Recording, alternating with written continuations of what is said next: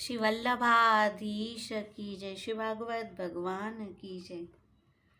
શ્રી ઠાકોરજી મથુરા પધારે છે રાજસ ભક્તોનો નિરોધ કરવા, અને તે અંતર્ગત 3 પ્રસંગોને આપણે જોઈએ, જેમાં રજક એટલે કે ધોબી, વાયક એટલે દરજી અને સુદામા માલી, તે પ્રસંગોને જોઈએ. અને પછી શ્રી આચાર્ય ચરણે ત્રિવિધ નામાવલીમાં તેમના માટે જે નામો પ્રગટ કર્યા છે તેનું પણ રસપાન કરીએ. કંસના ધોબીનો વધ. અધમ લોકો ભગવાનની અવગણના કરે છે. ભગવાને પોતાની સાથે ઉત્તમ વસ્ત્ર લઈ આવતો કોઈ રંગારો ધોબી જોયો. આ રંગારા પર ભગવાનની કૃપા દ્રષ્ટિ પડતા તેનો ઉદ્ધાર કરવા ભગવાને તેની પાસેથી ધોયેલા ઉત્તમ વસ્ત્ર માંગ્યા. મને અને બલભદ્રને યોગ્ય, મને પીળા અને બલભદ્રને શ્યામ વસ્ત્ર આપ. દુષ્ટ અભિમાની કંસના સેવકે તિરસ્કાર કરી ક્રોધથી કહ્યું, તમે તો પર્વત પર અને વનમાં ફરનારા છો, રાજાના વસ્ત્રો માગવાની ઉદ્ધતાઈ કેમ કરી? આ વાત બીજા જાણે તે પહેલાં ભાગી જાઓ. જીવવાની ઈચ્છા હોય તો આમ ન માગો.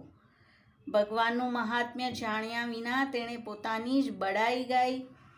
ત્યારે બલભદ્રનો તેણે તિરસ્કાર કર્યો તે સહન ન થતાં કોપ કરી ભગવાને તેને મારી નાખ્યો.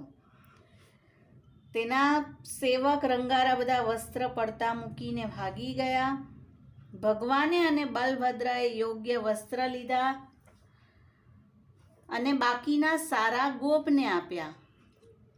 વસ્ત્ર જેમ તેમ વીંટાળવા લાગ્યા. ત્યારે આ કામ મારું છે તેમ જાણી વસ્ત્ર પહેરાવનારો પ્રસન્ન થયો. શ્યામ ભગવાનને તથા ગૌર બલભદ્રને યોગ્ય વેશ ધારણ કરાવ્યા. એ જુદા જુદા વેશથી સારી રીતે શણગારેલા તે બે અતિ સુંદર બે નાના હાથીઓ જેમ નવમી વગેરેના ઉત્સવમાં શણગારાય તેમ શોભવા લાગ્યા. તેથી બધાને સંતોષ થતાં ભગવાન પ્રસન્ન થયા, તેને સારૂપ્ય આપ્યું. તો આ રીતે રજક ધોબી છે તેને તો મૃત્યુ આપ્યું છે, અને જે વાયક છે દરજી કે જેણે શ્રી ઠાકોરજીને બંધ બેસતા વસ્ત્ર ધરાવ્યા તેને આપે સાયુપ્ય આપ્યું. દેહ પડે ત્યારે વ્યાપી વૈકુંઠમાં તેને સ્થાન આપ્યું. એવી રીતે એક જ સ્થળે ભગવાને એક જ વિષયમાં રંગારાને માર્યો અને વસ્ત્ર પહેરાવનારાને વર આપ્યા. 90મું નામ ત્રિવિધ નામાવલીનું રજક આદિ દુષ્ટ નાશકાય નમઃ.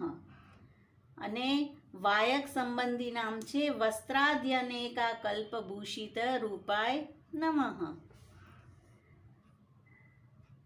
ત્યાર પછી આવી રહ્યું છે સુદામા, જે માલી છે તેના માટે પણ આગળ નામ આવશે. સુદામાને વરદાન.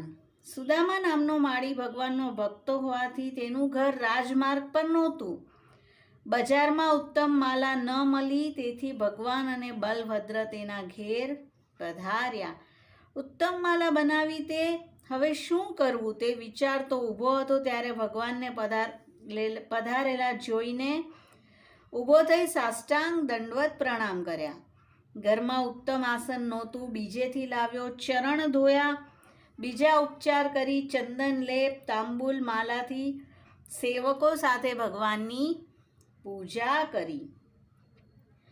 ભક્તનો ઉદ્ધાર કરનાર ભગવાન પધારેલા હોવાથી પોતાને કૃતકૃત્ય માન્યા.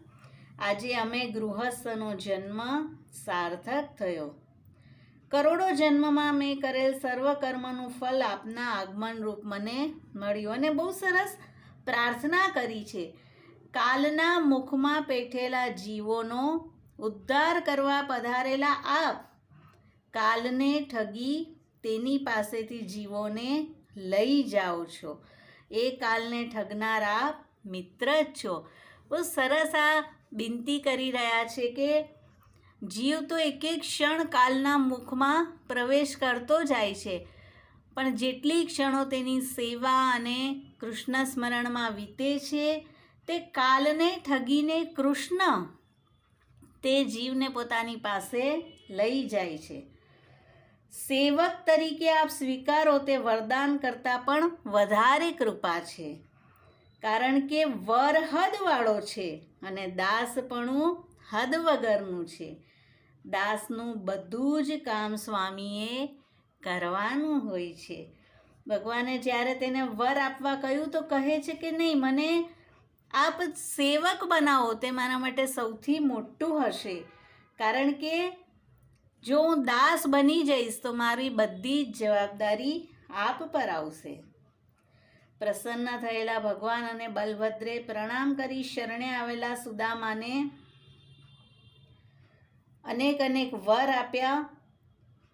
જ્ઞાનરૂપ અચલ ભક્તિ, ભગવાનના ભક્તોની મૈત્રી, ભગવદીય ન હોય તેનાથી ઉદાસીનતા, પ્રાણી પ્રત્યે દયા, દેહની શક્તિ, આયુષ્ય, યશ, કીર્તિ, સૌંદર્ય વગેરે આપ્યા અને પછી બલભદ્ર સાથે તેના ઘરમાંથી બહાર પધાર્યા. અને આ પ્રસંગનું અનુરૂપ નામ છે 92મું નામ વાયક સુદામ ભક્ત અલંકૃતાય નમઃ. વાયક અને સુદામા બંને ભક્તો દ્વારા અલંકૃત થયેલા કૃષ્ણને નમન. અતિ ઉદારાય નમઃ.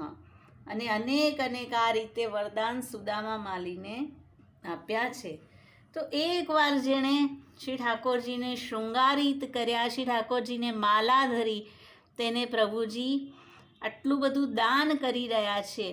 અને આ જ કૃષ્ણ, આ જ પરબ્રહ્મ શ્રી વલ્લભે મહત કૃપા કરી આપણા માથે પધરાવી આપ્યા છે. નિત્ય આપણા હાથે શૃંગાર થઈ રહ્યા છે. શ્રી ઠાકોરજીને આપણે માલા ધરાવીએ છીએ, ભોગ ધરીએ છીએ અને શ્રી વલ્લભની કાનીથી આ ઠાકોરજી આપણું બધું સ્વીકારી રહ્યા છે. તો સેવકોના ભાગ્યની તો કોઈ સરાહના ન કરી શકે, એટલા બધા મહદ ભાગ્ય છે સેવકોના.